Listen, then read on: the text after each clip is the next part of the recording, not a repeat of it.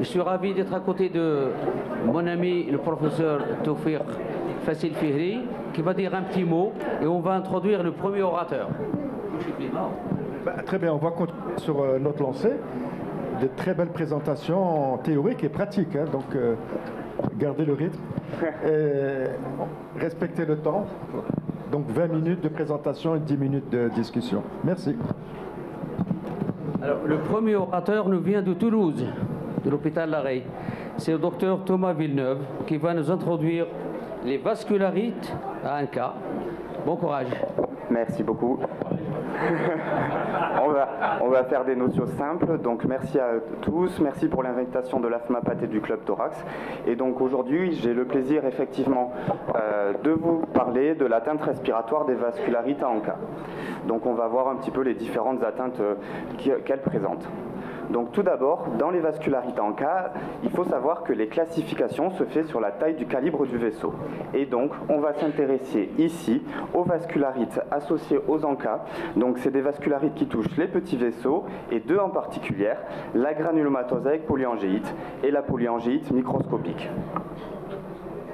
Donc, la particularité de ces deux vascularites, c'est qu'elles sont également associées à des auto-anticorps qui ciblent les granules du polynucléaire neutrophile et où on peut voir en biologie une immunofluorescence dirigée soit périplasmique contre la myéloperoxydase ou, la plupart du temps aussi également cytoplasmique contre la protéinase 3. La physiopathologie, elle est complexe. On va faire ça rapidement avec des mécanismes inflammatoires qui vont entraîner finalement l'activation des neutrophiles et des lésions sur l'endothélium vasculaire. Les mécanismes auto-inflammatoires vont entraîner la formation de ces ANCA. Les atteintes, elles sont multiples avec tous les organes qui peuvent être touchés. Et on va voir un petit peu la prévalence des différentes atteintes d'organes. Par rapport à ça, donc, il faut être tout particulièrement vigilant à l'atteinte rénale et également pulmonaire. Pour les cliniques caractéristiques, finalement, ces patients présentent des atteintes rénales avec une glomérulonéphrite rapidement progressive, des atteintes ORL avec des lyses osseuses, également cardiovasculaires que l'on peut rencontrer de façon un peu moins fréquente, et des atteintes cutanées avec du purpura qui est souvent vasculaire et nécrotique. On caractérise deux grands types de formes de vascularite avec une prédominance des atteintes granulomateuses, comme c'est le cas dans la granulomatosa polyangéite ex-maladie de Wegener, qui retrouve la plupart du temps des nodules associés, des manifestations ORL et une association forte aux ANCA dirigées contre la protéinase 3. Des formes un peu plus vascularitiques avec l'hémorragie intralvéolaire et l'insuffisance rénale qui est fréquente, donc formant les deux ensemble les syndromes pneumorénal. Elle est souvent associée aux ANCA-MPO et caractéristique de la polyangéite microscopique. Il existe des chevauchements entre ces deux types de formes sur les vascularites. Donc, on s'intéresse plus principalement à l'atteinte respiratoire. Sur l'atteinte respiratoire, dans notre cohorte de 274 patients, on a montré que la prévalence était quand même de 55%. Donc il est important au diagnostic d'aller rechercher l'atteinte respiratoire de ces vascularites. Les symptômes, surtout là par rapport aux pneumologues, sont finalement peu spécifiques avec de la dyspnée, de la toux, des expectorations, l'hémoptysie finalement qu'on pense retrouver assez fréquemment, n'est retrouvée que chez 15 à 20% des patients. Souvent associé à l'atteinte respiratoire, on voit qu'il y a une altération de l'état général, la fièvre et une perte de poids qui est plus présente quand une atteinte respiratoire est présente. On voit par rapport aux différents types de vascularites, en fonction de la GPA, une prédominance d'atteinte nodulaire, et tandis que la polyangite microscopique a une prédominance des atteintes d'hémorragie intralvéolaire, avec également l'atteinte interstitielle. Ces petites différences entre ces deux formes sont retrouvées dans les grandes classifications diagnostiques, avec, si l'on regarde les critères cliniques, l'atteinte pour la GPA en cas de vascularite est plutôt associée au Wegener et des nodules et masses pulmonaires fréquemment retrouvés. Également, pour l'atteinte de la microscopie polyangéique, on retrouve l'atteinte interstitielle qui fait plutôt pencher le diagnostic de vascularite vers cette maladie. Donc ça, c'est un petit peu pour les grandes notions vis-à-vis de l'atteinte respiratoire. Maintenant, quand est-ce qu'il faut penser à une vascularite? Il faut réfléchir en fonction des patterns en fait, que l'on voit au niveau radiologique. Et donc, on va voir qu'en fonction de présentation d'hémorragie intraalvéolaire, nodulaire, trachéobronchique ou interstitielle, on a différentes formes permettant de caractériser la vascularite avec des spécificités que l'on retrouve en fonction de chacune des formes. Pour l'hémorragie intraalvéolaire, sur les critères diagnostiques déjà, qu'est-ce qu'une hémorragie intraalvéolaire? C'est une atteinte avec un scanner compatible, du verre dépoli, des opacités alvéolaires et également sur les critères diagnostiques classiques, l'endoscopie avec un score de Gold positif ou 20% d'hémocydérophage et un lavage qui revient, qui revient hémorragique. Souvent associé une hémorragie intraalvéolaire. Donc on est face à une hémorragie intraalvéolaire. Est-ce que c'est toujours associé à la vascularite? Non. Il existe tout un tas de listings, donc là c'est vraiment non exhaustif, alors qu'on voit déjà les causes rares et ici les causes fréquentes, et les vascularites dans les causes fréquentes et les atteintes immunitaires sont le rang de file. Donc les deux en particulier, la polyangite et le Wegener, il faut penser également au lupus et au goût de Pasteur. Alors, du coup, par rapport à la démarche diagnostique, quand on est face à une hémorragie intraalvéolaire, déjà, il faut voir s'il y a une cause évidente, que ça soit infectieuse par rapport à une leptospirose, un OAP pour une atteinte cardiaque, qui est la cause la plus fréquente d'hémorragie intraalvéolaire, et faire un bilan clinique assez simple, avec donc au niveau BNP, créatinine, et ensuite, quand on a une suspicion de cause immune et donc des atteintes multisystémiques associées, pensez à réaliser les ENCA. Vis-à-vis de ça, là ensuite on discute en fonction si la cause est immune ou non immune pour essayer d'avoir le diagnostic de certitude. Donc quand pensez à une vascularite en cas d'hémorragie intraalvéolaire, on a dit qu'elle était fréquente en fonction des séries, 30 à 50% des vascularites et plus fréquente dans la micropolyangéite. Vis-à-vis de ça, l'atteinte rénale, et ça c'est quelque chose qu'il faut vraiment penser sur l'association insuffisance rénale plus hémorragie intraalvéolaire, il faut penser à la vascularite en cas. Pourquoi y penser rapidement? Parce que ça peut être en jeu le pronostic vital et que ces patients répondent, si c'est pris à temps, bien au traitement immunosuppresseur, que ce soit rituximab ou endoxan. Donc pour les atteintes visibles, on peut voir donc des opacités alvéolaires finalement peu spécifiques à la radio, mais le contexte clinique doit faire penser en cas d'atteinte rénale associée. L'hémorragie peut être bilatérale, unilatérale, avec également associé un épanchement pleural dans les contextes hémodynamiques. Des fois, c'est plus difficile à faire en imagerie de la part entre de l'hémorragie intraalvéolaire ou d'autres atteintes. Ici, on peut voir même un aspect de crazy pacing avec une résorption lymphatique. Et parfois, c'est juste des petites images de verre dépoli, où là, l'intérêt du lavage broncho-alvéolaire en l'absence de symptômes peut être intéressant pour affirmer le diagnostic d'hémorragie intraalvéolaire. Donc ça, c'était vis-à-vis de l'hémorragie intraalvéolaire des différentes formes, et il faut faire attention car c'est une atteinte courante et grave. Les autres types d'atteintes, donc comme on l'a vu précédemment, il y a l'atteinte nodulaire. L'atteinte nodulaire, quand on voit souvent dans le Wegener, donc la GPA, elle est souvent bilatérale, de répartition aléatoire. Et ce qu'il faut penser par rapport au diagnostic, c'est surtout sur la présence des cavitations. Les cavitations sont souvent retrouvées dans le Wegener en fonction des séries entre 30 et 70% des cas. Donc la gamme diagnostique, c'est bien entendu les cancers et les nodules et les métastases pulmonaires, les infections, en particulier le staphylocoque aureus et l'histoplasmose, qui est quand même plus rare, et d'autres atteintes auto-immunes comme les sarcoïdoses et les polyarthrites rhumatoïdes. Donc au scanner, à l'imagerie, si on regarde les différents diagnostics qu'on peut retrouver. Alors parfois c'est simple, avec ici donc des métastases sur un lâcher de ballon. Également la miliaire avec du coup une répartition aléatoire hématogène qui peut s'associer, et surtout qui peut être aussi associée à des lésions cavitaires, pas dans les cas de miliaire mais dans certaines formes tuberculeuses. Et par rapport à ça, il y a souvent l'altération de l'état général, donc c'est un diagnostic différentiel à penser en cas d'atteinte nodulaire. Pour la sarcoïdose, la répartition lymphatique et les masses granulomateuses, ou comme ici les micronodules diffus, sont plus faciles à faire, et la polyarthrite rhumatoïde, y penser devant des nodules sous-pleuraux et un contexte humain, mais les présentations rhumatologiques peuvent nous aider à redresser le diagnostic. Donc, quand on voit des nodules, quand est-ce qu'il faut penser finalement à une vascularite en cas? Donc, en présence de symptômes minimes, souvent c'est des toux, des hémoptysies s'il y a des raccordements bronchiques avec les masses SKV.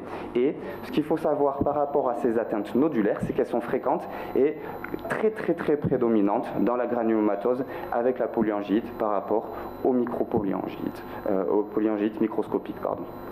Donc l'évolution par rapport aux formes nodulaires, elle s'accompagne souvent de rechutes qui sont fréquentes. Et ces formes nodulaires sont associées aux encas dirigés contre la protéinase 3. La caractéristique de ces nodules, c'est qu'ils peuvent permettre aussi également de faire le diagnostic en ponction sous scan, en endobronchique, en retrouvant du granulome, et donc la nodule qui caractérise les atteintes granulomateuses de la vascularite. En imagerie, qu'est-ce qu'on peut voir? Là aussi, il y a différentes présentations possibles. Une chose qu'il faut retenir, c'est vraiment sur les cavitations. Les cavitations sont quand même assez fréquemment retrouvées dans les granulomatoses avec polyangite. Il y a certains petits signes aussi qui permettent de différencier une atteinte nodulaire de vascularite versus d'autres, mais restent peu spécifiques, comme parfois ce qu'on appelle les tags sous-pleurales, qui sont des petits raccordements sous-pleurales, ou ces aspects de halo avec une lésion granulomateuse et du verre dépoli un petit peu associé, bien que ceci ne soit pas spécifique. Donc par rapport à l'atteinte nodulaire, là aussi mettre en compte les atteintes systémiques de la maladie, avec souvent des patients qui ont des atteintes sinusiennes associées, fréquemment retrouvées. Parfois, donc ça c'est au diagnostic, il faut faire attention également quand on est pneumologue au niveau des rechutes. Alors, effectivement, à un moment, les patients peuvent présenter des nouveaux nodules après traitement et qui sont réapparus. Et la question qui se pose, c'est est-ce que c'est une rechute ou une complication liée au traitement? Il peut y avoir des complications infectieuses avec des abcès pulmonaires présents parce que ce sont des patients qui présentent des traitements immunosuppresseurs au long cours, mais également des complications cancéreuses comme des métastases de cancer secondaire. Donc, dans le suivi, la présence de nodules ne signifie pas toujours une rechute de la maladie et il faut toujours rester simple en éliminant d'abord les diagnostics différentiels infectieux et néoplasiques devant un nodule. On continue un petit peu par rapport aux différents types d'atteintes et donc la troisième type d'atteinte respiratoire après l'atteinte d'hémorragie intra-alvéolaire et nodulaire, c'est les atteintes bronchiques. Les atteintes bronchiques sont souvent très difficiles à diagnostiquer en imagerie avec différentes gammes diagnostiques qui sont variées et surtout là un apport de l'endoscopie bronchique qui est non négligeable. Dans le Wegener, donc la GPA, souvent l'atteinte est circonférentielle. Il existe des diagnostics différentiels rares que l'on peut voir en imagerie avec ici une sténose sous-glottique qui est la localisation la plus fréquente dans la GPA, des atteintes de polychondrite atrophiante où on va voir qui ont des petites nuances qui peuvent permettre parfois de faire le distinguo à l'imagerie mais pas toujours, et des formes encore plus rares de maladies comme la trachéobronchoplastie ostéochondroplastique, donc qui sont des parois avec une trachée qui est très souvent calcifiée, des lésions nodulaires qu'on voit très bien en endoscopie bronchique, ou la mylose qui elle respecte la paroi postérieure et peut avoir une extension bronchique avec des dépôts jaunâtres en endoscopie bronchique. Par rapport à la GPA, quand on voit un scanner, qu'est-ce qui peut nous orienter si on repère cette atteinte trachéale? Quelles sont ses caractéristiques un peu plus spécifiques? Donc sur ces caractéristiques, souvent dans la GPA, l'atteinte est circonférentielle. Ce n'est pas toujours le cas, mais c'est quelque chose que l'on peut voir fréquemment. La localisation est plein souvent à distance des cordes vocales proches, sous-glottiques, inférieures à 2 cm. Et les calcifications, l'extension bronchique sont quand même rares, ainsi que les complications de trachéobronchomalacie, mais peuvent quand même se voir. Donc, quand penser à une vascularite en cas devant une atteinte bronchique, c'est vraiment quand on a une atteinte trachéale associée.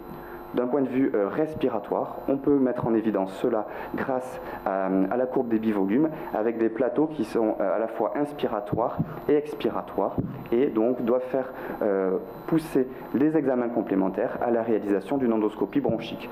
Les signes spécifiques dépendent un petit peu de la localisation, avec parfois des stridors, des dyspnées qui sont expiratoires si l'atteinte est plutôt bronchique, mais voilà, sont souvent très peu spécifiques et peuvent se rencontrer dans des infections comme de la toux, etc. Donc une aide diagnostique des EFR et également de l'endoscopie bronchique. Donc qu'est-ce qu'on peut voir sur l'atteinte trachéale et surtout sous-glottique dans les cas de GPA? Donc ça peut être des sténoses simples avec également une fibrose autour de ces sténoses sous-glottiques quand elles ont été récidivantes après dilatation au balané de façon itérative. Ce sont des atteintes qu'on peut voir, et là ce sont des patients qui sont quand même souvent résistants aux traitements immunosuppresseurs et nécessitent une part d'endoscopie interventionnelle. L'érythème muqueux avec des sténoses bronchiques et des saignements localisés peuvent également se voir. Une atteinte qu'on voit aussi de temps en temps, ce sont la présence de fausses membranes. Et donc, en fait, quand on fait une endoscopie bronchique et qu'on arrive à localiser les lésions, il faut savoir que c'est très très fréquemment rencontré dans la GPA et peuvent vraiment orienter le diagnostic. Ça peut être intéressant de biopsier certains types de lésions en faisant attention quand même aux lésions des sténoses sous-glottiques qui peuvent s'entraîner de complications très importantes avec des stridors et des détresses respiratoires post-endoscopie bronchique qui peuvent nécessiter des intubations qui vont auto-entretenir le mécanisme inflammatoire de ces sténoses sous-glottiques. Donc l'atteinte endobronchique est vraiment l'apanage de la GPA avec différentes présentations ulcéreuses, saignements et sténoses. L'intérêt donc également par rapport au pneumologue, c'est finalement de réaliser ensuite ces dilatations au ballonnet avec une amélioration très nette du pronostic fonctionnel des patients post-traitement. L'atteinte de la bronchique est également présente et récemment décrite avec, là encore dans la littérature, et très souvent discuté, est-ce que c'est spécifique à la vascularite ou non?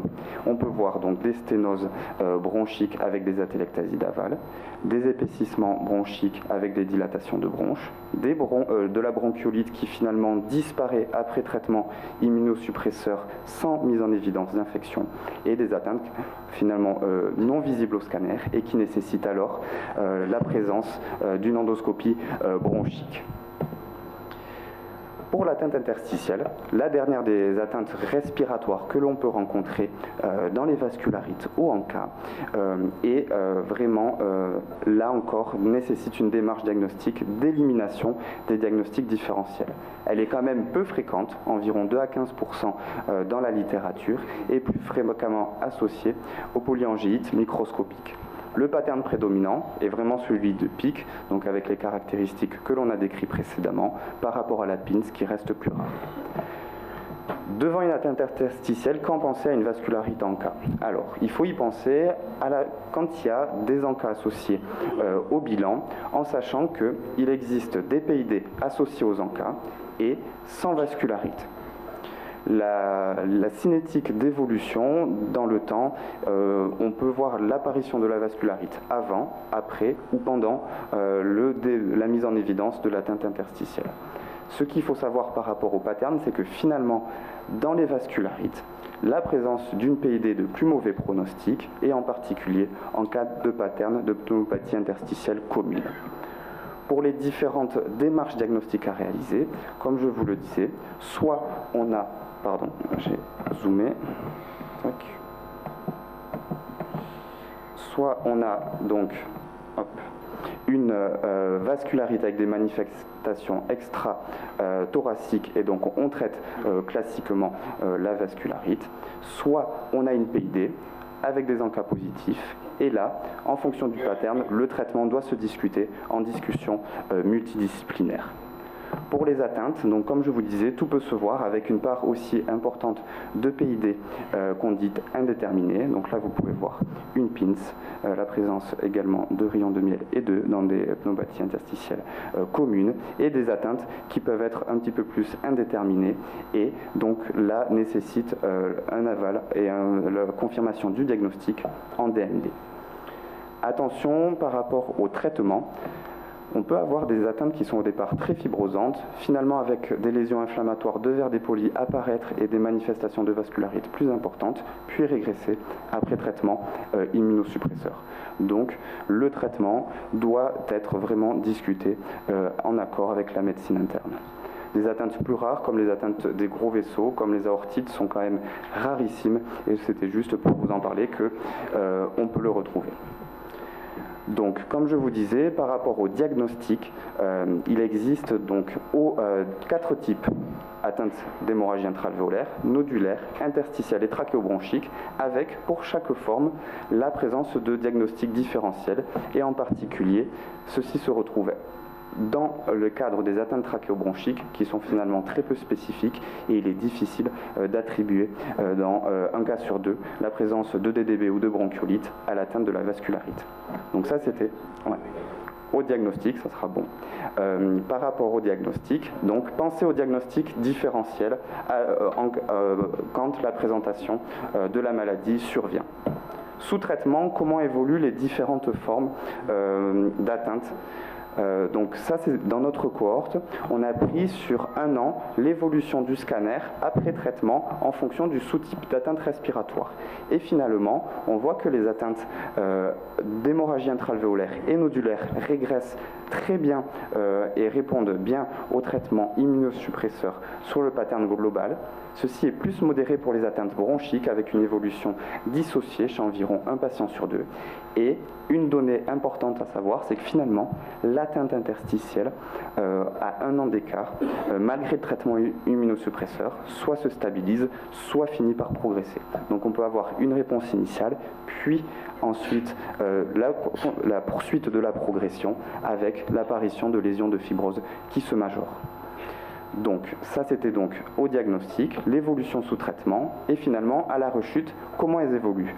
Ces images, donc là c'est pour faire un petit peu tous les cas cliniques qu'on a recensés, avec 4 types d'atteintes respiratoires, et ce que l'on voit c'est que finalement à la rechute, donc pour 105 patients avec un scanner initial, 30 ont présenté une rechute, donc 30% de rechute environ, et les atteintes sont très dissociées avec finalement des patients qui ont présenté une hémorragie intra-alvéolaire et qui peuvent présenter des formes nodulaires. Donc il faut rester vigilant si l'atteinte n'est pas la même que qu'au diagnostic dans les cadres du suivi de ces patients. Et des patients sans atteinte respiratoire peuvent présenter une rechute respiratoire en plus des manifestations extrathoraciques. Donc voilà, ça c'était un petit peu ma diapo de conclusion pour vous montrer que en fonction du type d'atteinte respiratoire, les pourcentages d'atteinte varient avec des modifications et des présentations différentes qui varient entre polyangite microscopique et la granulomatose avec polyangéite, et surtout des diagnostics différentiels qui sont fréquents avec une évolution sous traitement qui reste en tout cas différente en fonction du sous-type d'atteinte. Merci beaucoup. Merci Thomas Villeneuve. La ville de Toulouse est à l'honneur, tu l'as bien honoré. Merci. On prend des questions. S'il vous plaît, il y a un micro qui se balade, qui est ouvert et qui nous gêne, qui nous parasite. S'il est parmi vous, prière de le...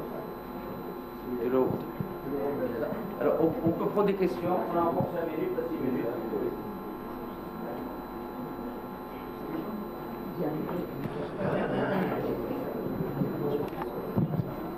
Bonjour. Pour les PID en cas plus en vascularite, quel type d'en-cas on trouve dans ce cas de figure? Est-ce qu'on les traite de la même façon que les vascularites? Alors, donc dans le cadre, merci pour cette question, des PID associés aux ANCA. L'association est très forte avec les ANCA anti-MPO. C'est rare, mais alors rarissime de retrouver des PR3 avec des PID, mais ça peut exister. pour la démarche diagnostique, quand on a une PID associée aux ANCA, la première chose à savoir, c'est s'il y a une vascularite active, avec un diagnostic et d'autres atteintes systémiques. Et donc là, le traitement se base sur les guidelines avec du coup le traitement des atteintes de tous les organes. Donc ça, c'est pour la première chose, vraiment, la PID associée aux ANCA. Est-ce qu'il y a une vascularite active qui touche également les autres organes avec un traitement qui sera immunosuppresseur? Dans la deuxième partie diagnostique, il y a la PID associée aux ANCA. Et donc là, on peut réfléchir d'un point de vue respiratoire et thoracique sur le pattern de la PID. Donc, si on n'a pas de signe de vascularite vraiment mise en évidence, mais une maladie qui est très inflammatoire, ce qui est quand même rare dans les vascularites ANCA, on peut d'abord, par exemple sur une PINS avec vraiment beaucoup de verre dépoli, tenter dans un premier temps un traitement immunosuppresseur spécifique, rituximab, endoxan, corticoïdes, dessus pour voir l'évolution de cette atteinte respiratoire. Si par contre, le pattern de la PID associé aux ANCA avec les MPO est très fibrosante et semble finalement peut-être séquelaire d'hémorragie intralvéolaire, de l'atteinte de la vascularite et qu'on arrive après, entre guillemets, la bataille, on voit que c'est là, sur les évolutions scanners qu'elles ne répondent pas bien au traitement immunosuppresseur. Et donc, ça peut faire discuter d'emblée un traitement antifibrosant, peut-être quand même à discuter en DMD, associé à des corticoïdes, parce qu'il y a certains patients quand même qui se disent très améliorés par la corticothérapie. Donc ça, c'est vraiment sur les formes fibrosantes découvertes tardivement, à réfléchir si on associe des corticoïdes avec des traitements un peu plus spécifiques par rapport à la fibrose. Mais voilà, c'est vraiment, il faut savoir qu'il y a une différence entre vascularite active et finalement des lésions qui sont plus séquelaires, et on peut réfléchir, bien que sur les recommandations, finalement, on n'a pas beaucoup, c'est vraiment des avis d'experts par rapport à cette réflexion thérapeutique.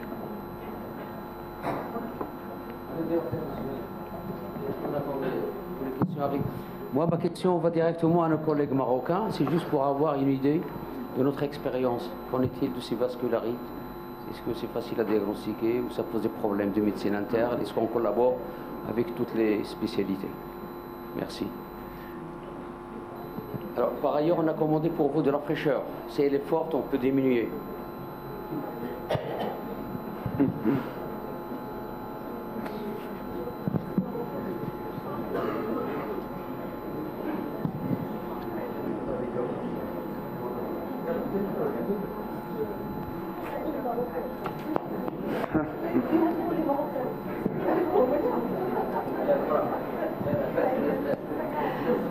J'attends que les Marocains répondent.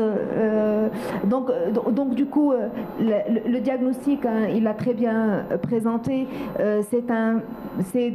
Alors ça dépend. Souvent, je pars de l'expérience marocaine, il y a une très bonne collaboration. Souvent, c'est les néphrologues qui nous adressent les malades. C'est souvent le cas. C'est des patients qui arrivent chez eux, soit déjà en insuffisance rénale, soit ils arrivent déjà en insuffisance rénale. L'expérience marocaine terminale, ils arrivent à l'hôpital, ils vont essayer de chercher l'étiologie de cette insuffisance rénale, ou bien c'est des patients qu'on va récupérer des urgences dans des tableaux de détresse respiratoire dans un tableau d'hémorragie alvéolaire et qu'on va récupérer comme ça des urgences. Alors il y a donc une très belle collaboration, je parle de FES, avec les néphrologues, je ne sais pas ce qu'il en est pour vous, un peu moins avec les internistes, je ne sais pas si c'est pareil pour vous aussi. Je ne sais pas s'il y a des internistes dans la salle, ça m'étonnerait. Donc un peu moins avec les internistes. Voilà. Mais sinon, après, c'est des discussions et les bilans vont évoluer au fur et à mesure. On n'a pas toujours la positivité des ANCA, on n'a pas toujours tout le bilan. Et avec les radiologues, il va me frapper là. Et on n'a pas toujours tout le bilan positif du premier coup. Donc pour le reste des centres, je sais qu'il y a tous les centres ici sont représentés. Tanger, Rabat, Leïla.